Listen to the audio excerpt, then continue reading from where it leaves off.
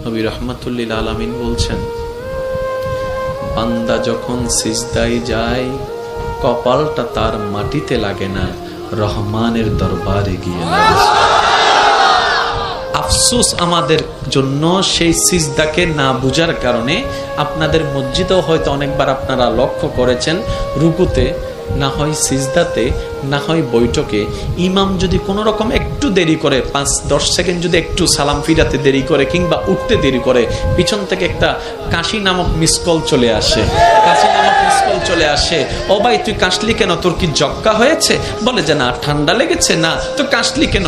বলে যে হুজুরকে একটু সিগন্যাল দিলাম। কিসের সিগন্যাল? বলে যে আমার 3 তাসবিহ শেষ হয়েছে। হুজুর আপনারটা শেষ হলে আপনি এবার তুলতে পারেন, আপনি এবার মাথাটা তুলতে পারেন, আপনি এবার মাথাটা তুলতে পারেন। হুজুর আমার তাশাহুদ শেষ হয়েছে, দরুদ শেষ হয়েছে, আপনার শেষ হলে আপনি এবার সালামটা ফিরাতে পারেন। কিরে ভাই, নামাজ তো মওলার সামনে দাঁড়ানোর একটা সুবর্ণ সুযোগের নাম, নামাজ তো গুনাহ মাফের একটা জারিয়ার নাম, নামাজ তো রবের রহমত পাওয়ার একটা জারিয়ার নাম। এখানে এসে তুই তাড়াতাড়ি করছিস কেন? বলে যে আফসোস, আমি নামাজটা জেনেছি, বুঝার মতো বুঝতে পারিনি। জেনেছে তারা শুধু সপ্তাহে জুমার দিন যায়, আজকে যেমন গিয়েছে 2 রাকাতের জন্য। আর যারা নামাজ বুঝতে পেরেছে তারা তো 5 ওয়াক্ত পড়ে পড়ে হাজার ব্যস্ততার মধ্যে রাতের ঘুমটাকে হারাম করে গভীর রাতে তাহাজ্জুদ নামাজে দাঁড়াইয়া যায়।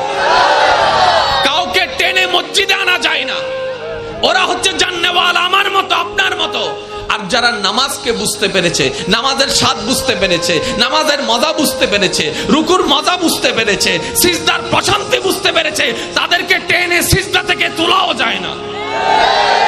সেজন্য এখন আপনারাই সিদ্ধান্ত নেন, কি জানার তলে থেকে ঝগড়া করবেন নাকি বুঝার তলে থেকে মওলার সাথে প্রেম করবেন। আপনাদের ব্যাপার, আপনাদের ব্যাপার, আপনাদের ব্যাপার, যার যার ব্যাপার। সব একটা কথা বলি, আল্লাহ আমাদেরকে দুনিয়াতে যতটুকু বিশা দান করেছেন অর্ধেক হায়াত শেষ, বাকি আছে আমাদের অল্প একটু।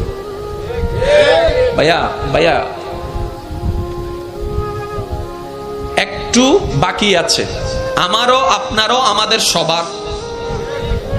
মরার সময় অন্তত এমন কিছু রেখে যেন না যেন এলাকার মানুষ আপনার মৃত্যুর সংবাদটা শুনে আলহামদুলিল্লাহ বলে। এমন কিছু রেখে যেন না যেন আপনার ছেলেরা, আপনার নাতিরা আপনার নাম শুনলে যেন লানত দেয়। এটা জীবন নয়, এটা জীবন নয়, এটা জীবন নয়।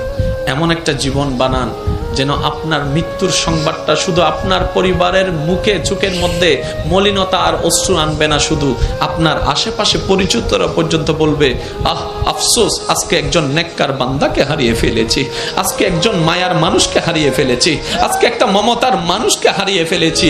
যেভাবে সিদ্দিকে আকবর দুনিয়া থেকে যাওয়ার পরে জগৎ কান্না করেছে, ফারুকে আজম যাওয়ার পরে জগৎ কান্না করেছে, ওসমান ও আলী যাওয়ার পরে জগৎ